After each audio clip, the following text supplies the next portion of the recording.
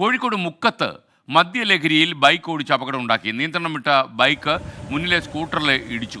പിന്നാലെ വന്ന യാത്രക്കാർ പകർത്തിയ ദൃശ്യങ്ങളാണ് ഇപ്പോൾ പ്രേക്ഷകർ കാണുന്നത്.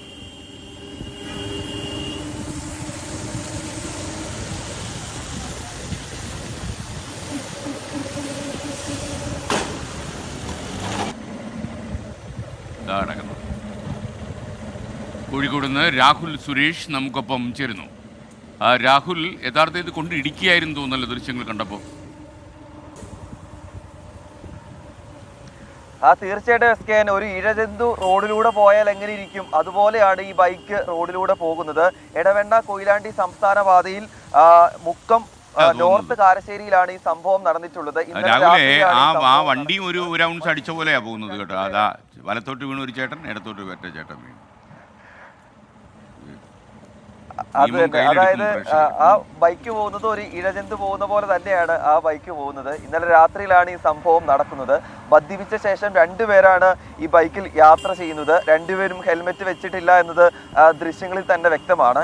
ഇടത് സൈഡ് ചേർന്ന് പോകേണ്ട വാഹനം പല സമയത്തും വലത്ത് സൈഡിലേക്ക് പോയി വളവിൽ ഉൾപ്പെടെ അപകടത്തിന് കാരണമാക്കുന്നു. ഏറ്റവും ഒടുവിൽ ഇടത് സൈഡിലൂടെ ഒരു സ്കൂട്ടർ ഓവർടേക്ക് ചെയ്യുകയാണ്. ഈ സ്കൂട്ടർ ഓവർടേക്ക് ചെയ്തപ്പോൾ ആ ബൈക്കിലുള്ള ചേട്ടൻ ഇവരോട് എന്തൊക്കെയോ പറയുന്നുണ്ട്. അതിനുശേഷം അത് ചോദ്യം ചെയ്യുമ്പോഴാണ് ഈ ബൈക്ക് പോയി ആ സ്കൂട്ടറിലേക്ക് ഇടിച്ചു കയറുന്നത്. അങ്ങനെ 3 പേർക്കാണ് പരിക്കേറ്റിട്ടുള്ളത്. മദ്യപിച്ച 2 പേർക്കും പരിക്കേറ്റു. ഒരു കാരണവും ഒരു തെറ്റും ചെയ്യാത്ത മുമ്പിൽ പോയ ആ സ്കൂട്ടർ യാത്രക്കാരനും പരിക്കേറ്റു. 3 പേരും മുക്കത്തെ ആശുപത്രിയിൽ ചികിത്സ തേടിയിട്ടുണ്ട്. ഈ ബൈക്കിന്റെ നമ്പർ വ്യക്തമല്ല, അല്ലെങ്കിൽ നമുക്ക് അതുകൂടി വ്യക്തമാക്കായിരുന്നു. ഈ ദൃശ്യങ്ങൾ എന്തായാലും മോട്ടോർ വാഹന വകുപ്പിന്റെയും പോലീസിന്റെയും ശ്രദ്ധയിൽപ്പെട്ടിട്ടുണ്ട് എന്നാണ് നമ്മൾ മനസ്സിലാക്കുന്നത്.